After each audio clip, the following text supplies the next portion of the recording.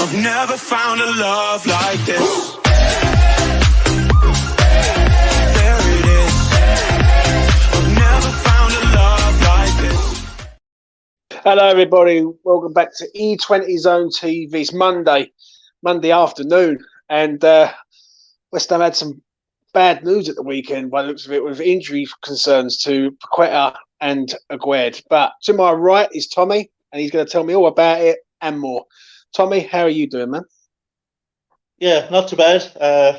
Fine on a personal level, but very frustrated as a West Ham fan. It's we can't catch a break. It's a bit ridiculous, really. I mean, I feel like we've been talking about this just for years. I mean, it just seems to never end, really, with the injury stuff. It's I know we feel as a fan base like that we always have this kind of injury curse. Yeah. But I'd be interested to see, is it the same at every club? Are other clubs in a position where they can never get their best team on the field all together at one time ever, or is it just us? Because it feels like it's never ending, and two more, key players injured just as we were getting to the point where we could say we've kind of got everyone fit, almost there, and then this blow again, and it's really annoying actually now. Yeah, I agree, mate. I really, really do.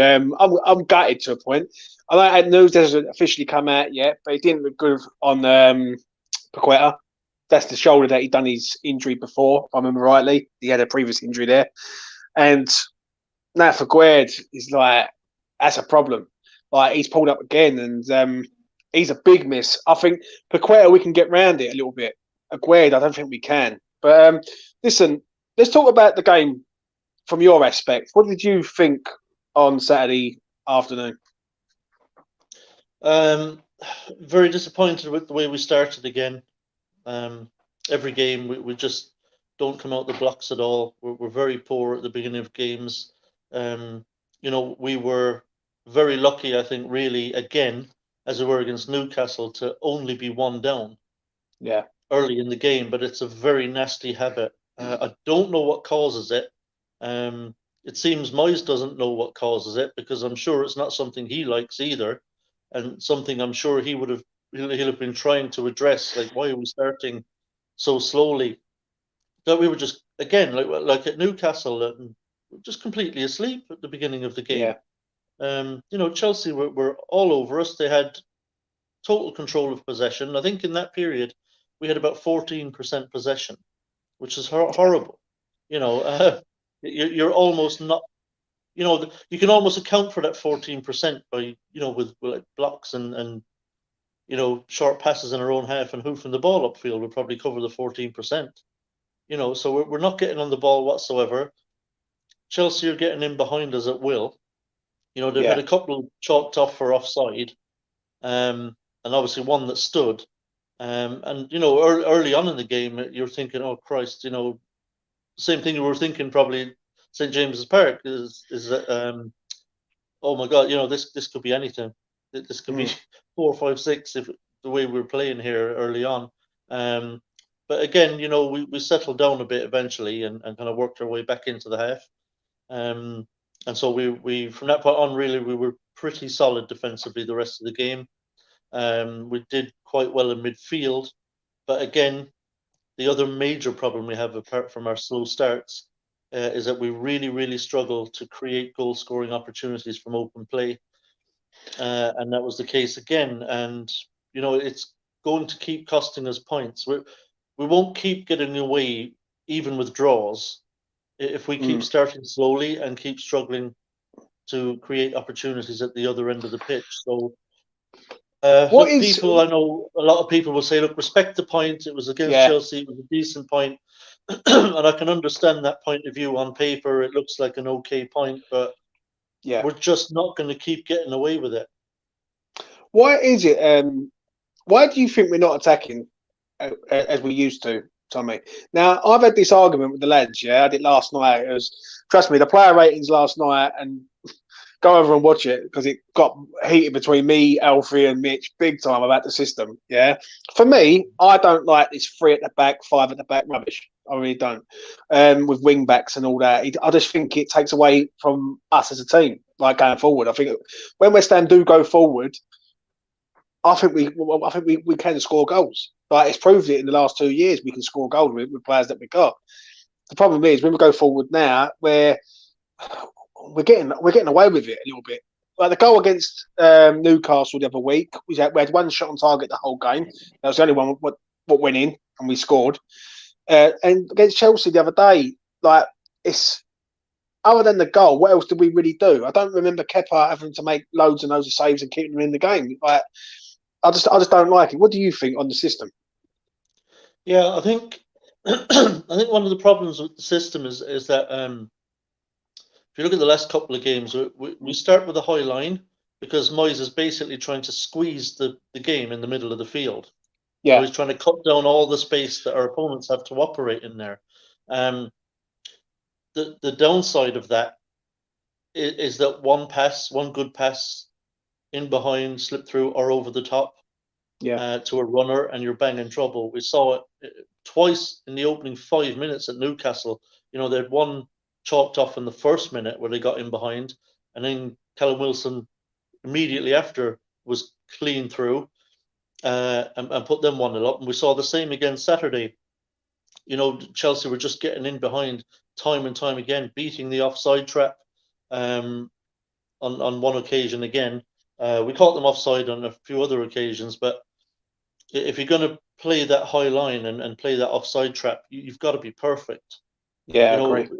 they only have to spring it a couple of times and they've scored a couple of goals. So we start games that way in that formation, and I don't think it's helping us. I think if we're going to start in that formation, we may as well just hold a deep line right from the off. I think we've got a much better chance then to not concede those early goals. But yeah, as you say, the formation. I mean, essentially, you know, you've got 3 centre backs, obviously all defenders. You've got wing backs who are there to supplement the attack, but again, they're also there for defensive duties. Then you've got 2 midfielders in front of them who'll be doing a lot of defensive work. You're talking 7 players there whose job first and foremost is to keep it tight and be defensive the way Moyes deploys it.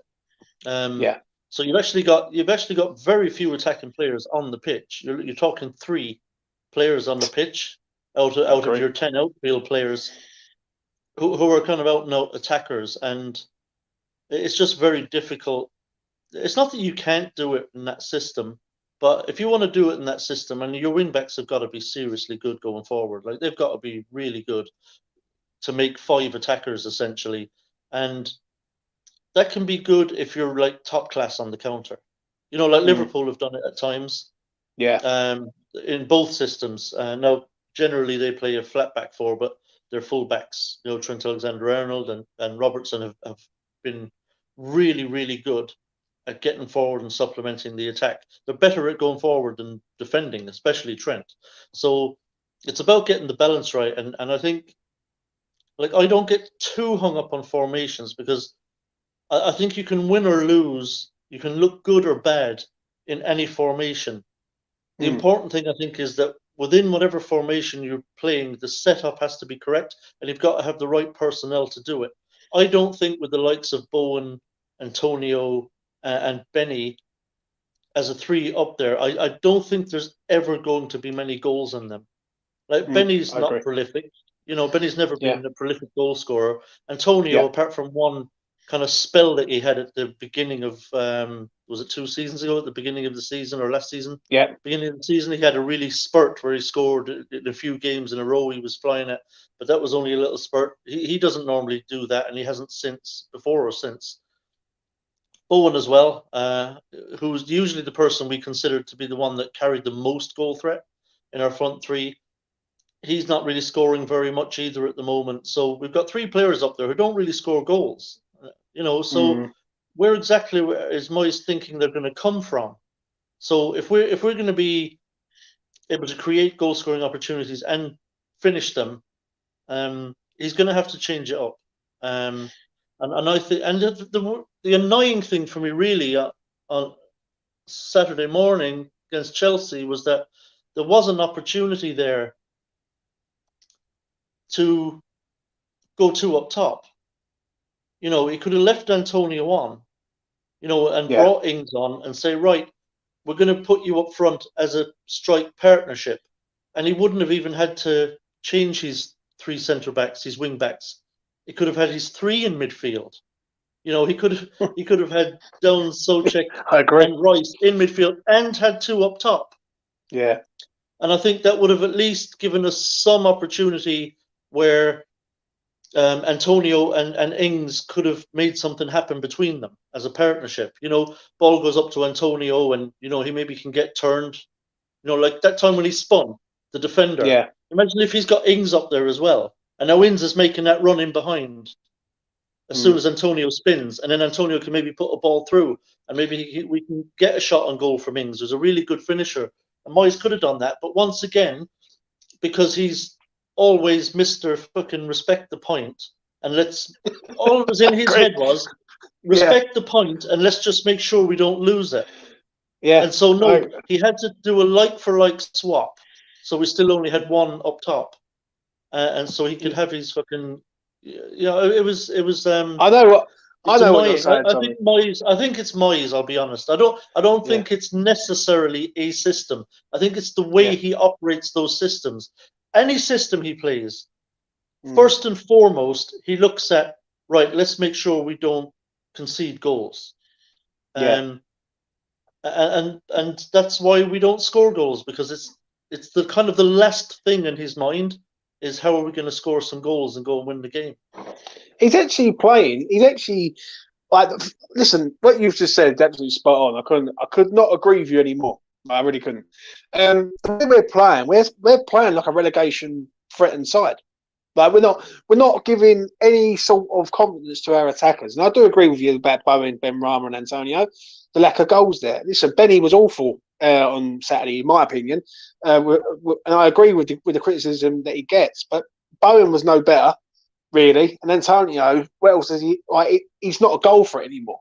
So, like, he works hard, he runs about a bit, but he's one thing Antonio is not. He's just not a goal threat at all.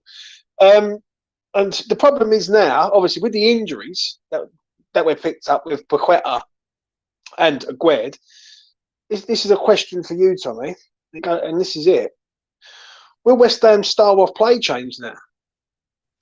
Like, will West Ham's style now change with no Aguerd in there and no Paqueta? Because now we are, well, if Zuma comes back, Zuma's the like-for-like replacement for Aguerd, but Paqueta, you take Paqueta out, there's a gap there, really, for the style that he wants to play.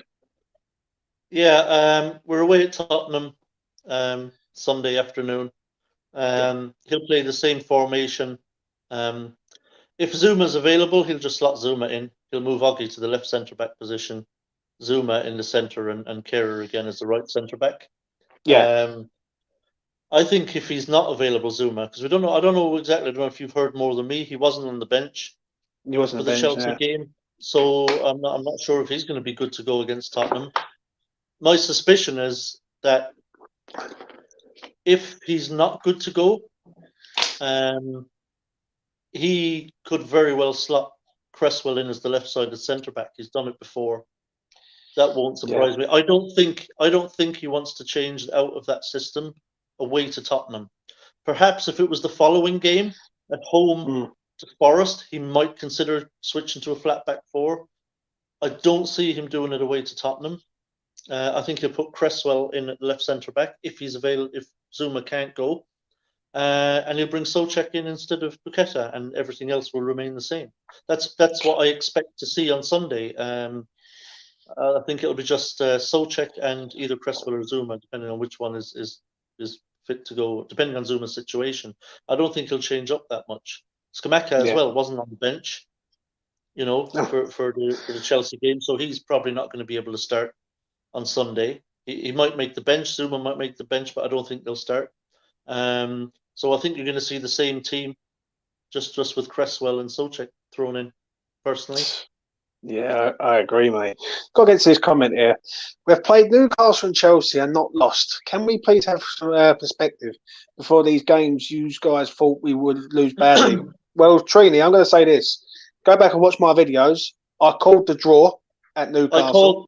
Excuse me, before you don't talk about things you don't know about, Trini, going back and look at when I've spoken about both of those games, I called a 1-1 draw in both Yeah, games. I called the draw at Newcastle all day long because I had money there. Because I know full well that I had the draw there because I backed it quite heavily because I didn't fancy us to lose up there and I didn't fancy us to win up there either. So I backed the draw and I was quids in. Yeah, I backed a 1-1 essentially for the same reasons in both games. That Newcastle and Chelsea are defensively stout, and so are we. Yeah. But equally, they struggle a bit to score goals, and so do we. So I thought they were going to be low scoring and probably draws, that neither team would be able to do enough to go and win the games. And I called a 1-1 draw in both games. I did not say that we would get hammered or lose either one. So get your facts right before you start chucking shit around. I'm going to say this, right? I've not said once that we are losing in the last two games. I fancy us to get something at Chelsea, and I actually thought we could beat Newcastle right on here, but I actually backed the draw. In the last minute, I backed the draw. And I'll be honest with you, I didn't fancy us losing them games because West Ham are going to set up in a way, then teams are going to come forward and we're defensively all right. And with Aguerd playing the way he was, I was happy. Yeah. The problem is, it's okay drawing these games, but we need to start winning games. That's the problem. And when does it become a problem that we're so defensively stout and solid that the attack is lacking? And that's the problem. I don't know how many more times I've got to say that. Like, do you know what I'm saying? And it's a concern. Like, for me, that's kind of like it's head in the sand stuff. It's saying, well, we got a point at Newcastle and we got a point against Chelsea. Two teams, by the way, who are stumbling at the moment, which is part of the reason I said that we'd get something out of those games, because neither of those teams are playing great right now. Newcastle were not particularly great the weekend either. Again, they weren't great.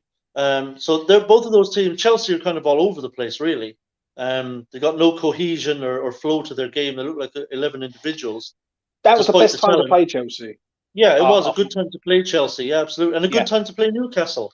Because they can't seem to win any games at the moment either. They're drawing almost every game, Newcastle. That's why I felt we could get something out of both those games. But just because we took points in those games against other teams who were stumbling, don't bury your head in the sand and like everything's rosy. Do you know what I mean? Like, because if you start doing that, then you're not looking at the wider picture. We still have problems. Look at our league position. We're in a relegation battle still. Those 2 points haven't saved us. People are very quick to jump on those couple of points and say, well, we've turned the corner, we're going to be great now. Don't count on it. Don't count on it, because we can't score goals. You know what I mean? I see people are talking about, if we could get another point at Tottenham, that's possible too. And then, we win at home against Forest and, we win at home against Villa. What makes you think we're going to win them games? As if those are the games we're just going to go out and win them. And we'll pick up kind of 6 points from those and then we'll be looking rosy. Don't count on it. Just because it's Forest and Villa at home, don't think that we're just going to go out and win those games. And so you're saying, well, draw here is good because we'll win that game. And don't bank on it. That's the one I'm worried about. We could very, very quickly find ourselves back in the relegation zone. Southampton are going to have a new manager coming in again. If they get that one right, they could start picking. Southampton are not a very good team, not a very good squad, but they're still capable of better than they're doing. Bournemouth, I don't think Gary O'Neill's going anywhere. I think they're going to go down, definitely. And also now, who else has got a new manager? Leeds are going to have a new man coming in.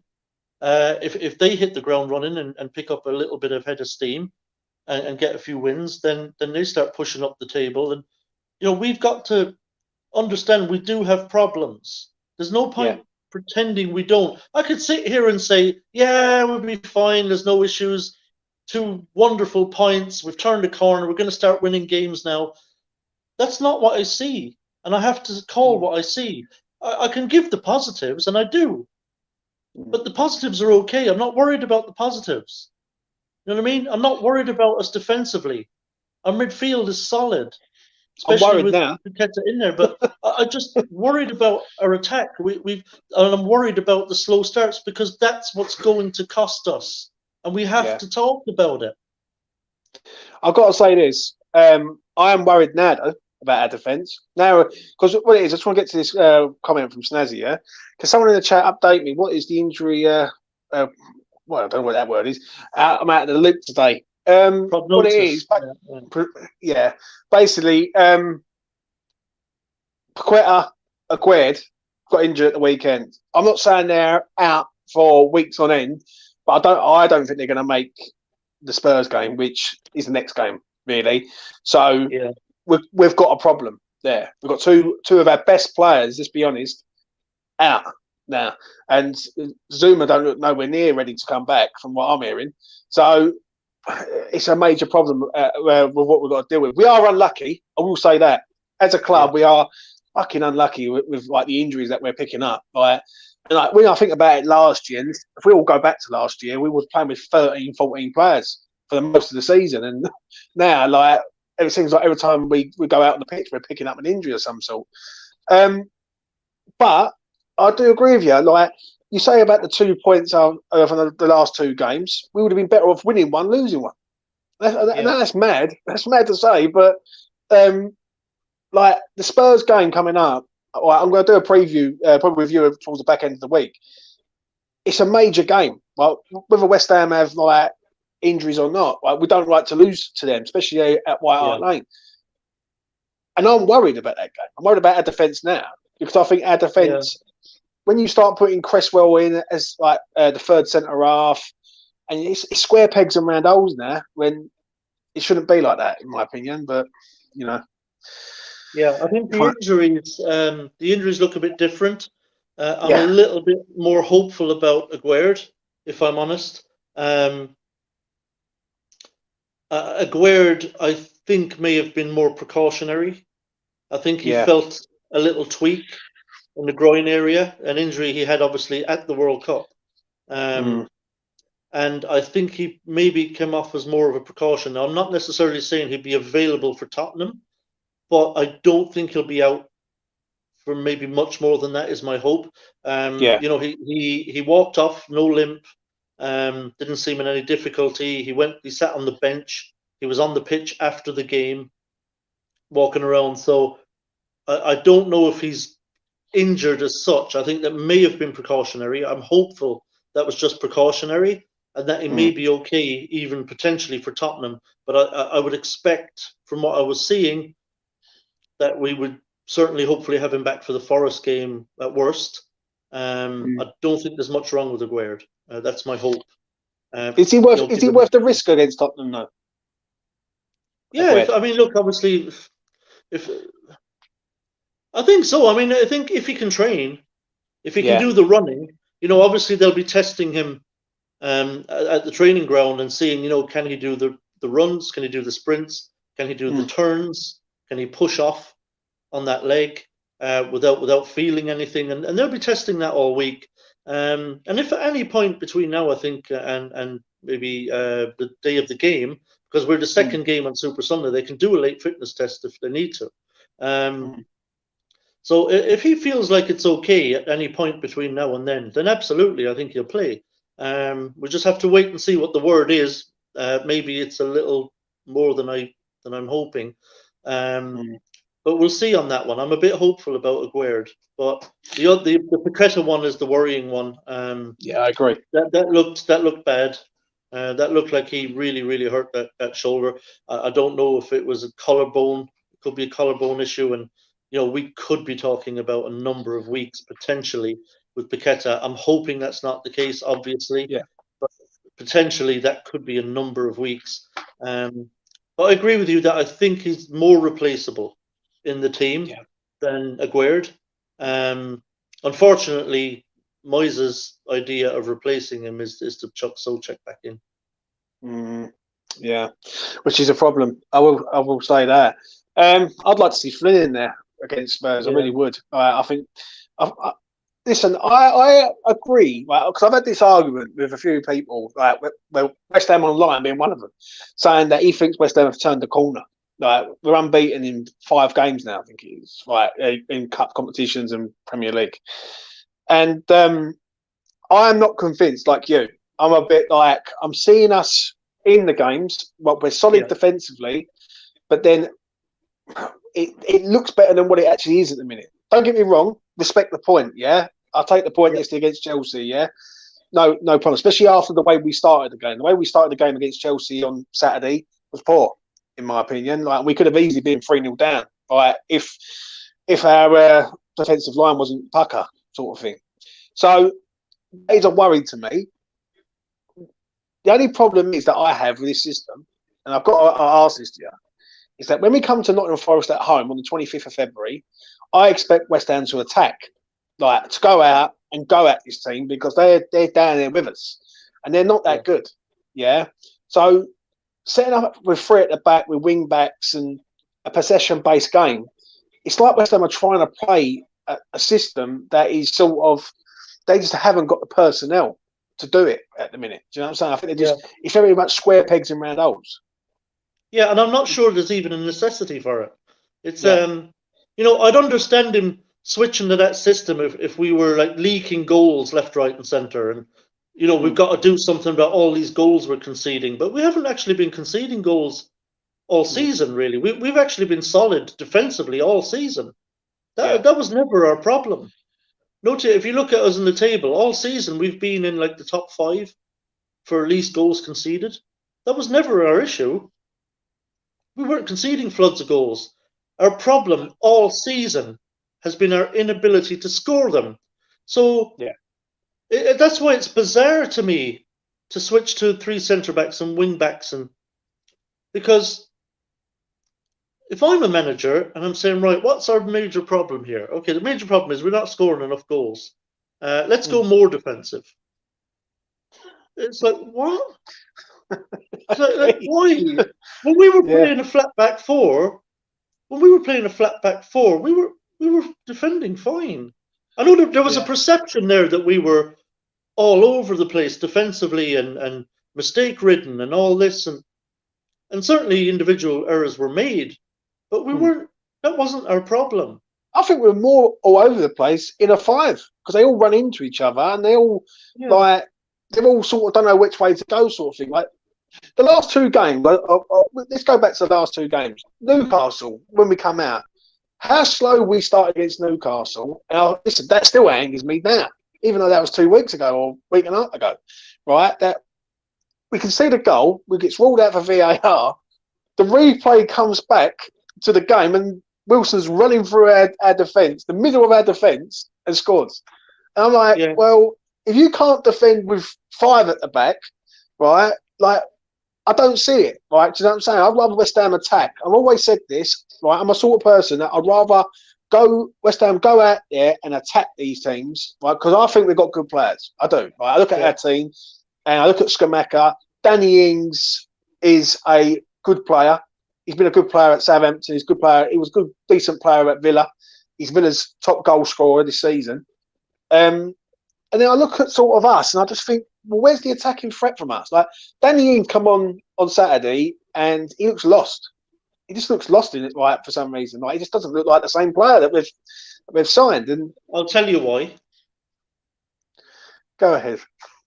The reason is because by the time he comes on, Moyes has already switched to, okay, let's make sure we don't lose it now. Yeah. So we've actually gone, like we did against Newcastle, did against Chelsea, we go like really defensive in like the final 15 minutes. Moyes is at the point where he's like, okay, let's just make sure now that we don't give away the point that we've got right now.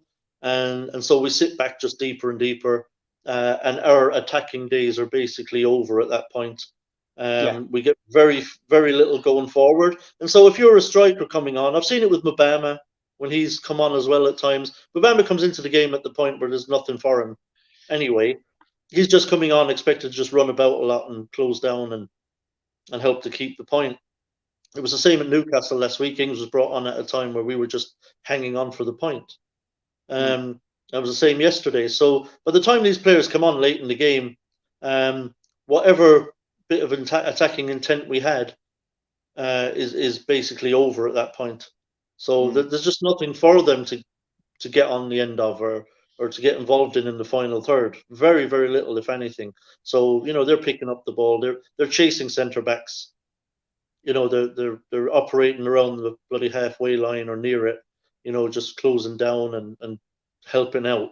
Just to try and hold on to the point that we've got. So he's not coming into a team that's flooding forward on the counter and trying to get a winner. So there's just nothing for him by the time he comes on. Yeah, I agree, mate. I really do.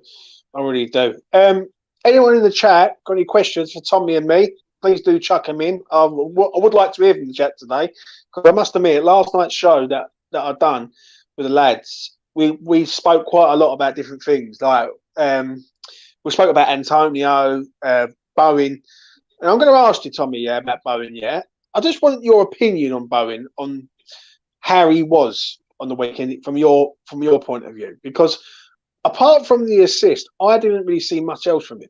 Right, so I'd like to hear what you've got to say on Jared Bowen for us. Yeah, he unfortunately for us, he still hasn't recovered his form. He's just not the same player. I don't know what's going on with him. He's not as effective as he used to be, and it's not that he has his moments. You see, like flashes from him where he'll do something really good, but then there'll be nothing for like 15 minutes or something, and then you'll see another kind of little flash of something. I think really is a real lack of consistency from Bowen this season. You're just seeing like little fits and spurts where you see him do something good, but there's just no consistency there. He's not doing it on any kind of regular basis for the team. I really don't know why. It's hard to say when you're not on the training ground with him day in, day out, but he's definitely not playing like he was, which is a shame because we've seen what he's capable of in previous seasons. And for a while there, it looked like he was maybe starting to come back to that Jared Bowen, but for some reason he hasn't got there. He's fallen off again, I think, if anything. And I think he's gone back, Tommy. Right? This is the argument I had last night. Yeah, and tell me if you agree or disagree, because I know you won't hold back. I look at Jared Bowen. I look at when he arrived at West Ham. The one thing that fans noticed, including myself, is that every time he got the ball, his head was down. He's not looking. Right? He runs with his head down. Last season, I turned around and said to the lads, I was doing all the YouTube stuff with the lads, and I said, once he gets his head up, he'll start scoring goals. And he did. He started scoring goal after goal.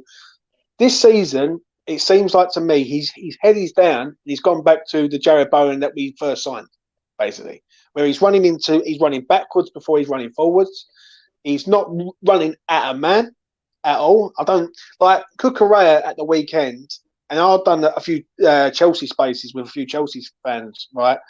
And they were in on him, Cucurella. They said he was absolutely atrocious. And I looked at Jared Bowen. He was very largely at fault for our goal, actually, Cucurella. Yeah.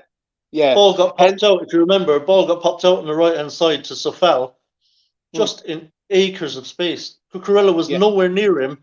He was able to take a touch, shift the ball out of his feet, have a look, and then cross the ball in. And Cucurella was yards away that entire time, never even tried to close him down. He was just asleep, Cucurella. It's a pity we didn't target him a lot more. And the thing was, Bowen, for me, that's where the problem is. Like, he's gone back to being the Jared Bowen that first arrived at West Ham. He's not the Jared Bowen from last season. Jared Bowen last season runs at Cucurella all day long, takes him on, draws fouls against him. Basically, he's a nuisance against him, if I'm being honest. See what I'm saying? So, I look at him, I look at Bowen now, and I'm like, it's just something not there. And I'm not just saying him, and I see someone in the chat say about Benny, right? And Ben Rama, listen, I will openly say Ben Rama has not been great. Right? He has not been great. He wasn't great on Saturday. but none of the front nine have been great. Not one of them. Not one of them. I can say, you know what, you've been all right over a large period of time. They've all been inconsistent. Like, really, do you know what I'm saying? I just think it's down to the system. When I look at that system, and with if these players are injured and they're out for weeks, right, then we've got a problem, because I just don't see how we get the ball up to them to score goals. Do you know what I mean? And do you know what I'm saying? It just doesn't. It doesn't make a lot of sense to me, really, if I'm honest. Lucas says our front three is an absolute mess. I'm honestly not bothered by any ideas or suggestions from people. Yeah, I know, mate. I know. Let's have a and look. just to get back to what you were saying, James, about this whole turn the corner thing, I think it's premature. I agree. I'm not sitting here saying no, we haven't. I'm saying, look, there's some cause for some optimism. I think we have improved somewhat.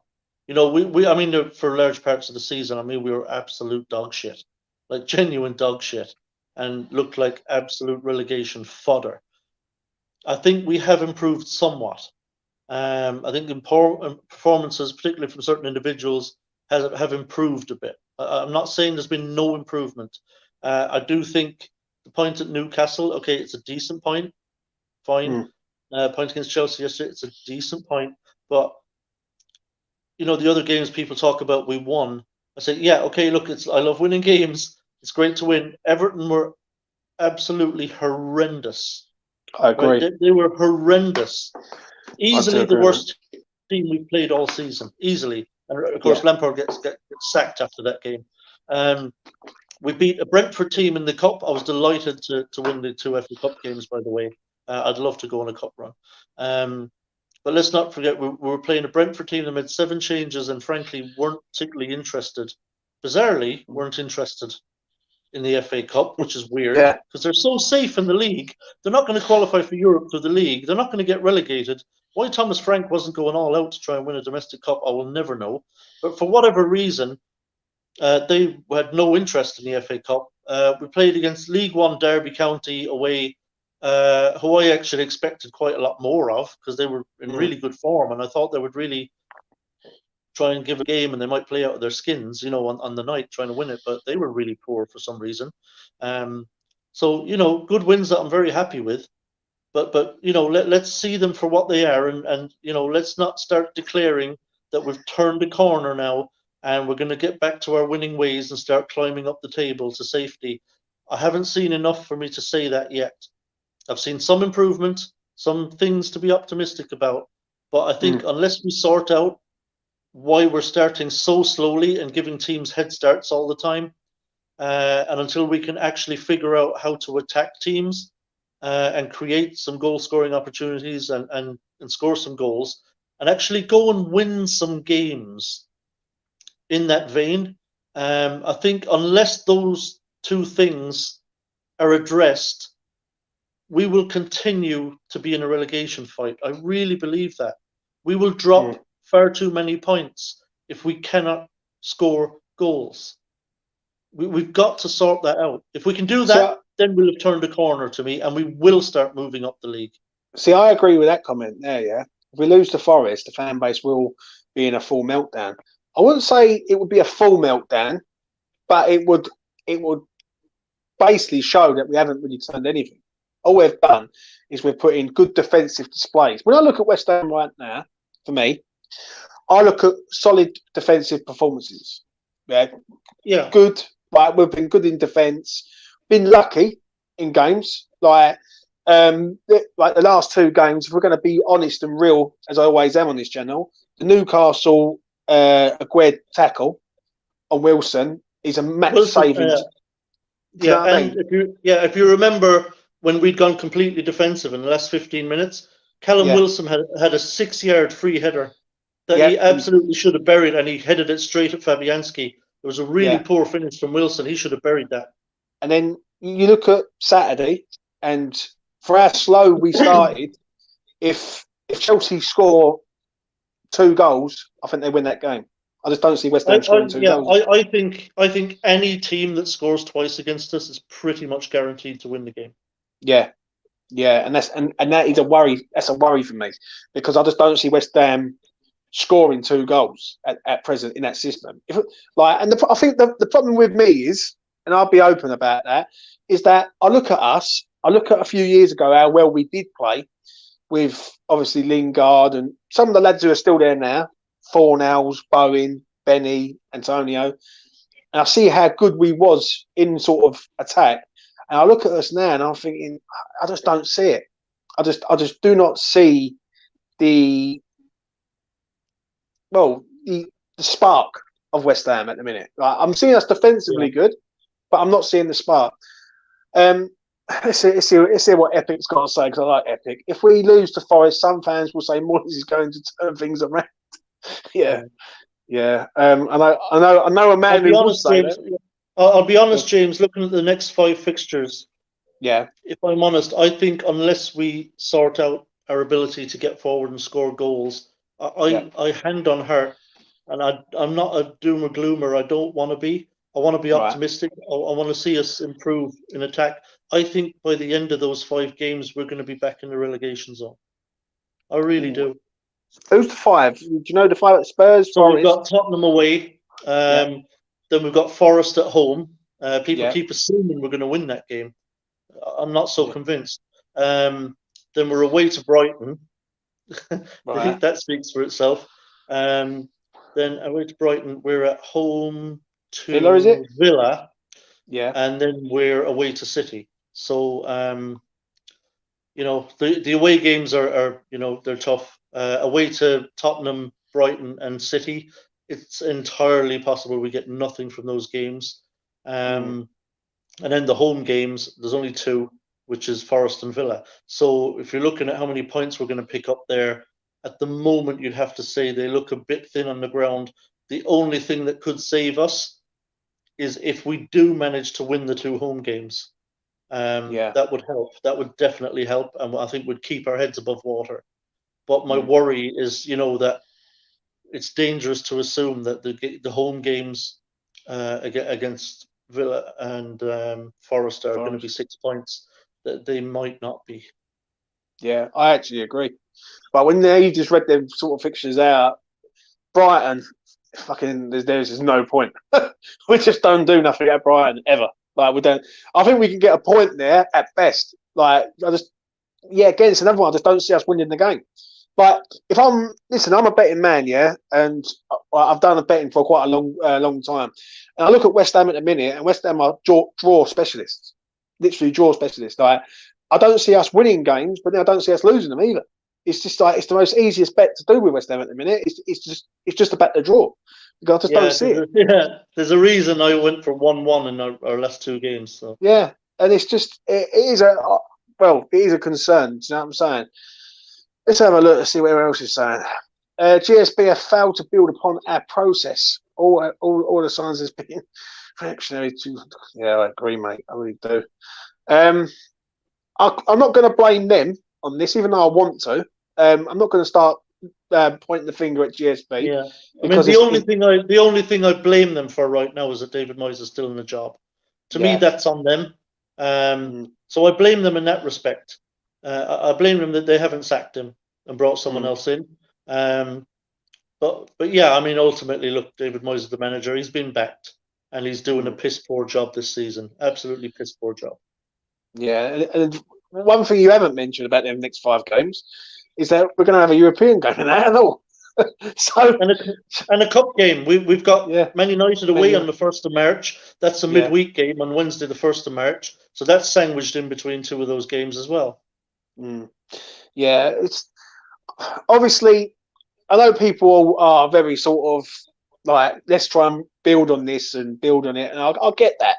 I get what they're saying. Right? I respect it. Yeah, but there comes a time where you keep saying about building something, but what are we building? Because I think Usual Suspect said it in the chat there, which is absolutely spot on. If we continue to keep getting if we go point by game ratio, we're going down. Simple as that. Like, I look at who was it the other day? Wolves, right? Southampton go 1-0 up, I think it was. Wolves go down to 10 men. The spirit in that team, right? It's typical. Got Craig Dawson in there, who was one of us, and they spin it around. win the game, and they're out of trouble basically. And that's 2 back-to-back wins from them. I think it is now. They beat Liverpool and Southampton away. So, points win prizes, but 3 points keep you in the Premier League basically. Do you know what I'm saying? Yeah, I mean, if you take a look at the teams around us in the table, I still think Southampton and Bournemouth will go. Yeah. I still think they'll both get relegated. From what I've seen from them, but Bournemouth are not terrible. You know what I mean? I watched their game against Newcastle. They're not a terrible team by any means. It was all right against Newcastle. They played quite well against Newcastle, and so nobody's cut adrift at the bottom of the table. You know, nobody's adrift. But I do still think Southampton and Bournemouth will go.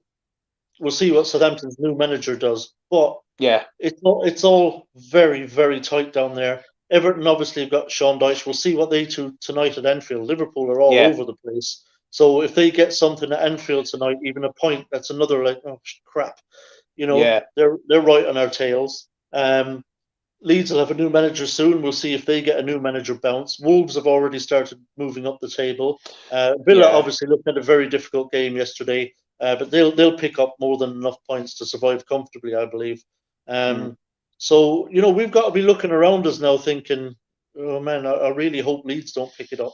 I really hope Dyche doesn't pick it up with Everton and sustain any kind of a run. Because if they do, we're bang in trouble. I actually agree on that. All season, we've had the same problem. Our problem all season long has been we cannot score goals. And we're into the middle of February now, and it's still the same problem. Moyes has not found a solution since whenever we got back. Was it July? I think we started back early because of the World Cup. So since we started in the league in July, we're 22 games in. Moyes still cannot figure out how to make us much of an attacking threat. I mean, it's pathetic how many goals we've scored. It really is. And it's not sustainable. We can't score this few goals and expect to survive. Look at that comment there from Steve. 19 goals in 22 games. That's relegation form. I'm sorry. Regardless of good point at Newcastle or good point against Chelsea, we will not win enough games with that goal-scoring ratio. It just won't happen. And I'm worried because if he hasn't figured it out by now, is he ever going to? How long does it take to figure out how to get us scoring some goals? I actually agree. I actually really, really do agree on that. I will know more over the next 2 games. I think the Spurs game will take care of itself. There is no hype needed for that. Them players don't need to be hyped up for that game, right? Not one of them. They should know what it means to the fans.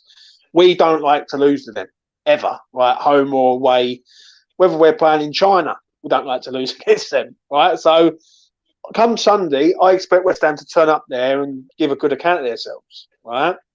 But the Forest game on the 25th of February is the one where I will look at it and go, have we turned the corner or have we just been blagging these results to make it look like we're doing better than we actually are? Do you know what I'm saying? Like, I look at, listen, I can respect the points. I'll take them all day long, right? And I 100% get it. But the Forest game to me right now is the one where we have to turn up there and put them down there with us, basically. Yeah, I mean that's a proper 6-pointer. That is against a very average team. You know, you know, if we fucking struggle on that one, we really are in trouble. And I look at Spurs after last week or the weekend, them getting hammered by Leicester, and this is the Leicester side who can't score goals or can't win games, and they go there and put 4 past Spurs. That to me, just I'm not saying I'm concerned at the minute, right? Because I think defensively we're all right. It's just the attack that is just irritating me at the minute. That's the one thing that's just really grinding on me. I'm like, why are we not attacking? All right, and I do think it is the system, but we've gone back to the old Sam Allardyce ways, like trying to fight for every point going. Do you know what I'm saying? Whatever it is. So yeah. Yeah, the problem is, like, Moyes is delighted with those 2 points. Delighted. Yeah. If we go to Tottenham, see, we'll be in the same position maybe again. Let's say we go to Tottenham and we get another point. It's another little point that just keeps us ticking over a little bit. But at some point, as you say, we're going to have to start beating teams. We will not survive on draws. We just won't. at some point, and people say, "Oh, it's a good draw." Sure, but maybe we could have gone there and beat Newcastle if we just had a little bit more about us going forward. Maybe we could have nicked the 3 points off Chelsea on Saturday if we just had a bit more about us going forward. Maybe we could go to Tottenham and turn them over. They just got hammered by Leicester. They can't be in a good place, you know. But Moyes doesn't think about going into these games and winning them. He thinks about let's not lose and Not let's losing. respect the point. And it just Yeah. drives me mad. Some of these games might have been games we could win and really help ourselves. But he just doesn't, he can't get that into his head. And the thing is, I agree with what Peter says. There's no guarantee we'll beat Forest. Forest haven't got to beat us. As long as they don't lose against us, they're happy with that. Do you know what I'm saying? Forest come to our place and if Forest come to our place and leave with a point, they'll be very happy. Yeah, and that is it, really, mate. Obviously, with them injuries to Paqueta and Aguerd, that will change our perspective moving forward. Like if I see over the next few days or few hours even that Paqueta's out for a month or Aguerd's out for a month, like I'm not saying they are, but if news does come out that they're out for the next few games, then I am worried. I won't lie. I am worried because when I've said it on this channel so many times, and anyone who's followed this channel for a long time, I've said it. If we keep Aguerd fit, we'll be fine. Because I do think he's a top class defender and he knows how to marshal that defence. I think you take him out, you put in Cresswell or Zuma. Yeah, it's okay, but it's just not the same with him. I look at him, and let's be honest, since he's been in the side, the turn of 2023, we've done all right. So that's no coincidence that he's in our back line and he's been excellent. He wasn't great against Chelsea, but João Felix was on fire and he was very, very good. And I do agree with what you're saying about Paqueta. I think it's Paqueta we get round easily. You take Paqueta out, you put Souček in, you put Flynn Downs in, put Fornells in if you wanted to. Like you can change it around with him, but the Aguerd one is a major concern. It really, really is. Tommy, anything else you want to discuss before we go, mate? No, I don't think so. I don't think there's anything I think of up top of my head that I had on my mind. One thing I will ask you is, what did you make of that video of that Chelsea fan at the weekend? Getting a dig. That was hilarious. I thought it was hilarious. Morons. You see him, he's there with his mates. And initially, he's not even in the frame. He's not there, right? And you see his gobby mates. One of them, the big man with his Stone Island looking jacket, and they're giving it the big un. And then their mate comes over, starts giving it to big uns to some guy who looks like he's in his fucking 50s or something. And then, the guy's son sparks him. Where were his mates? His big, hard Stone Island mates. Where were they? Nowhere. Didn't even back him up when he got sparked. They just stood around him like, "You're right, mate. You're right, mate." It was, all the big, hard, tough boys coming over from Chelsea, giving it loads, and just full of piss and wind, all mouth. Yeah. It was embarrassing. One thing I will say because I put a few things out on Twitter and I got quite a good few responses. The first thing was I heard, whether it's true or not, that the lad was defending his father. Like his father was being abused basically and threatened, and his son sort of weren't going to have it, and his son just took it on upon himself. Now, if that is the case, then I'll back him all day long on that, because if you've got a father and someone's abusing your family, then you've got to. There's a line that you just don't cross, especially with family, right? That's one thing. The other issue I've got is with West Ham, as the ticketing and the stewarding and the way that is handled. That is absolutely ridiculous. Having Chelsea fans coming through the West Ham home end, it just doesn't make no sense to me. Now I haven't. Listen, everyone knows me. Yeah, I haven't been over the LS since it's open, and I won't go over there till GSB are fully gone out of the club. But I cannot make no sense of that. I really can't. I can't make no sense why Chelsea fans are coming through the home end. I know there was an incident in Hackney Wick, and that's usually where they come from from that sort of end, because the away end is from the Hackney Wick side of station, if I've got that right. But they shouldn't be coming through the home end. It's as simple as that. And like, you wouldn't have Millwall fans coming through the home end. So I don't understand why you'd have Chelsea fans coming through the home end. So that to me just makes no sense. And it's been going on for the entire time we've been in that stadium. We've had flashpoints in that stadium before in the home end. We've had away fans from every bloody team we play get in there. Yeah. And it's inevitable that these kind of flashpoints are going to happen. I'm amazed it doesn't happen more often.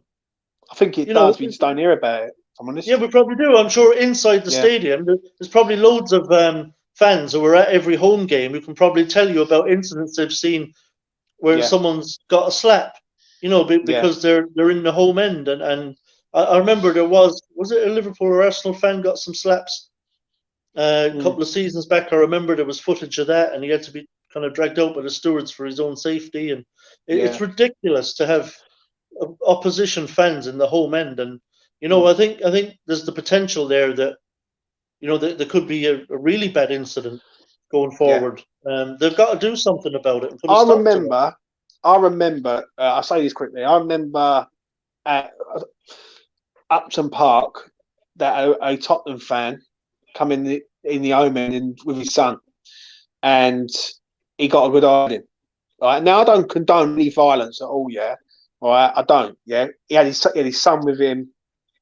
That's just bad. Yeah, but people take massive offence to it, and I can understand the reason why they take offence to it. I'm not saying it's right that he being violent and all that, because it's not right. It's far from right. But he got hurt, the geezer, and his son sort of witnessed it, and I was like, this is just wrong. Yeah, and now I'm hearing it over at the LS. I am like, whoa, this is getting massively out of hand. Massively out of hand. Like, you shouldn't have away fans in the home end. Like, you shouldn't, because as you see it the other day with that lad's got hurt big time, and he's lucky he only got that, really, for the amount of fans that there was around there, and that could have escalated into something unbelievable. Do you know what I'm saying? I mean, like, him and his mates could have got a serious hiding. Well, there's young kids walking around there. There's families walking around there, and I've always said this: it shouldn't be like that. Now, some people have turned around and said to me, "You've got to blame the individuals, not stop." Like, the individuals who are causing the incidents, they've got to be stopped. Now, I understand that, but if you're going to goad people into doing stuff, they're going to do it. Do you know what I'm saying? And at the end of the day, that's one thing you just don't do. Those Chelsea lads were looking for it. I mean, they were literally just gobbing off at people, starting shit with people. You go to someone else's stadium and start giving it and start looking for trouble. You're gonna find it. Yeah. They just got to stop these people getting in there. Because the old school fan, will not have that. Like, they just will not have that. It's ingrained. Like, I'm not being funny. I'm an old school fan. I'm 36 years old. I've supported West Ham all my life. All my family's from the East End of London, right? And you just don't have it. You just wouldn't have that. Do you know what I'm saying? And it's there's a kind of. I do blame West Ham for that, though. I really do. Yeah, there's a historical embarrassment to letting away fans come to your ground and take liberties. And there's still, like you say, a lot of old school fans. Who don't like people doing that and will react to it and react violently to it. And these guys were pushing them buttons. You know? Yeah. And to me, I just think, like, on the club itself, the club should take action on that. Really should. Like, the club should turn around and say, right, this has to stop right now. And I don't understand. I'm on Twitter and I'm looking at it and I'm thinking, how have they got through the home end? Like, all the home fans are literally there waiting for them to get through. Like, I'm thinking, like, it just doesn't make no sense. That doesn't happen at Upton Park. It doesn't happen I don't think that happens at any ground in the Premier League, if I'm being honest. Yeah, I'd be quite shocked. Where are they getting home end tickets? I don't know, mate. I don't know whether they was in the home end. They must have been in the home end, right? They Because were in to get that through, part of the ground for yeah, entry to the. Yeah. yeah, and that looks like to me personally, that looks like as you come down Stratford, anyone who's been to Stratford, as you're walking through basically the town or like all the shops and all that, and as you're coming up to the ground, that's where it looked like to me on the camera. It looked like basically they was coming basically to the home end. That's the home side of the ground, like, and the Hackney Wick side is the other side basically. And that kid, and I see a video with him last night, smiling, laughing, like it's like he's like it means nothing. Do you know what I'm saying? I'm Yeah, thinking, he videoed himself in the hospital bed. Like, just can't make it up, mate. You just can't make it up. If I'm being honest. I'd be changing my name. Yes. I don't mind I videoing would, myself in the hospital bed, laughing and joking that I just got fucking sparked. mate. I will not use social media again, mate. And I'll be on the plane to Benidorm, mate. Out of here, trust me. Peter said, "I thought you were a youngster, James. I wish I was, mate. I wish I was. I'm 36, mate. So, yeah. And listen, I remember, like, to sort of round this up. I'll go back a few years ago now. Like, about, was it 13 years ago, 12 years ago, when Millwall come to town, and 2009. yeah, right. It was like 14 years ago, and I remember that like it was yesterday. Yeah, it was absolute pandemonium down Green Street and all around East London that night because they knew what was coming, right? And they knew that it was just going to be mayhem, right? And that is games you just don't take your kids to, right? That's one game you just don't take your kids to, yeah. And Chelsea's up there, but not as volatile. It is still bad, but it's not as volatile. With Chelsea, really, it's a lot of old history with the shed, when West Ham took the shed and everything like that, right? And a lot of the old school or the old guard were on that with the Chelsea lot, yeah, back in the day. Not so much now because it's sort of toned down, but it was just mad. Like, that kid should be lucky he's alive, really, if I'm honest. And it would not surprise me in the slightest if he's at another game for Chelsea in the near future and he does the same there. It just wouldn't surprise me. Yeah, I mean, look, like you say, that it has died down a lot, but there's always that undercurrent.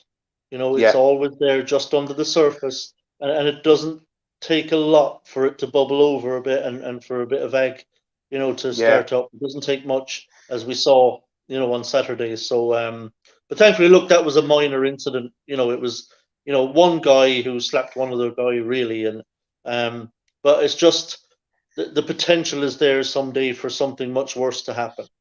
Yeah, and that's the fear, really, mate, if I'm honest. There was some egg, was it last season? Home to Tottenham, there was a bit of egg with their fans trying to come out the stand, out through the doors from the stand, and there was some aggro there.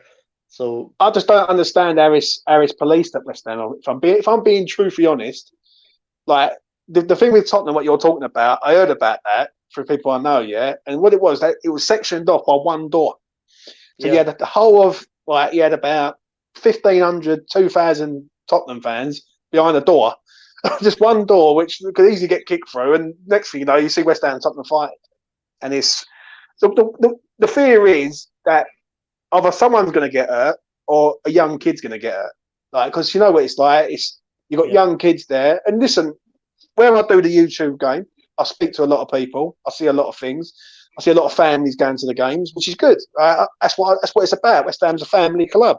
But when you get idiots like that Chelsea fan the other day, it does make you wonder why you would want to take your family over there. It really does. Like, I would be very worried to take my son or daughter to a West Ham game if things like that are happening. Do you know what I mean? If they're sectioned off and everything's sort of policed properly, then you know, like, it's like you accept that. But having Chelsea fans come through the home end is just fucking baffles me, mate. It really does. The club have got to get a handle on that. Yeah, I totally agree, mate. I really do. Right, I'm going to wrap it up there. Tommy, thank you very much for coming on, man. I really do appreciate it. Pleasure. No worries at all. Please do smash a like on the video. Please do subscribe to the channel if you are new around here. And for the first time today, we was live on Twitter. Mate, I'm going up in the world. Trust me, I'm getting myself out there. So yeah, please do subscribe to the channel, like the video, it goes a long way. I'm going to be back in the week to talk to Gav from a Tottenham fan. I had him on last season. Decent lad, I must admit. He's from North London, and he's a top bloke. And hit the notification bell. Lucas keeps reminding me every 5 seconds. Yeah, I'm going to have Gav on for the opposition preview, and towards the back end of the week, I do a preview about Spurs versus West Ham. It's going to be a big game, trust me. Another London derby, another game that we need to get something out of. I will say that. So we will see what happens there. Anyway, enjoy your Monday, and I will catch up again with you in the next one. Take care. Peace. There it is. I've never found a love like this.